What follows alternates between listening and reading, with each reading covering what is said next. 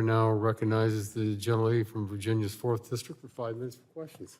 Thank you, Chairman Latta and Ranking Member Castor, for holding this very timely hearing. Across the country, 1 in 3 households is forced to cut back on basic necessities just to afford their energy bills. In Virginia, families face electricity rate hikes of at least $10 a month. And this is on top of rising grocery prices caused by President Trump's reckless tariffs and draconian Medicaid cuts that strip health coverage from millions of low-income Americans. And rather than addressing these problems, the Trump administration has frozen or canceled funding for clean energy projects, even though clean energy consistently delivers cheaper electricity than dirty fossil fuels. And the Republicans' big, ugly bill terminating clean energy tax incentives that were already helping homes and businesses save money through energy upgrades. And Republican leadership used the Congressional Review Act to reverse the Biden-Harris administration's common sense energy efficiency standards that have broad public support and save customers money by reducing their individual demand. In 2024, DOE's standards helped the average American household save over $500 on their utility bills. And in this committee, we often discuss how growing energy demand from manufacturing and data centers and the urgent need to bring more generation online. But energy efficiency is one of the quickest and most cost-effective tools we have to reduce peak demand, to reduce individual demand and therefore lower individual customer bills, lower greenhouse gas emissions, and strengthen grid resiliency and energy security.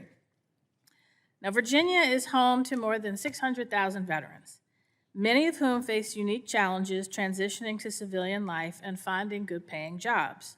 But energy efficiency jobs have provided important opportunities for veterans, who currently make up about 10% of the workforce in this sector alone. For many veterans, energy efficiency jobs offer a meaningful way to leverage their leadership and technical skills while continuing to contribute to our national security. So, Ms. Saul Rinaldi, could you discuss how federal energy efficiency policies support workforce development and create career opportunities for veterans and other workers? Absolutely. And I'm glad you brought up workforce training. Workforce training is critical right now.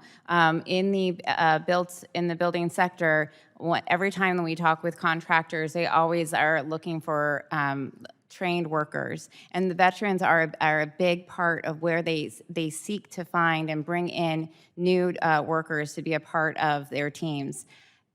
Workforce training is critical, and unfortunately, the unobligated funds from the workforce training grants were taken out in the last in the OBBA legislation, but workforce training is critical. We need to have on-the-job training as well as apprenticeship programs. We need to be investing in apprenticeship programs and workforce training so that these contractors can go into the homes and be able to understand how to size appropriately the furnaces, how much insulation is needed, and how to make sure to make the most cost-effective upgrade for that home, whether that home is fueled by gas or whether it's electric. We need to the contractors need to be trained to make sure that they're making the best decisions for those homeowners.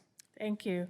And one of the programs under the bipartisan infrastructure law was a $500 million Renew America School program to help public schools lower energy costs and improve indoor air quality, creating healthier learning environments for students and teachers across the country.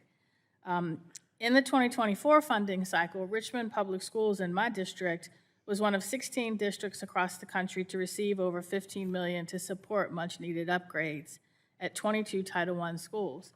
Many of these schools were over 50 and in some cases over 100 years old, so you can imagine how inefficient energy-wise they were. But in January, President Trump issued executive orders illegally freezing funding for the Renew America schools.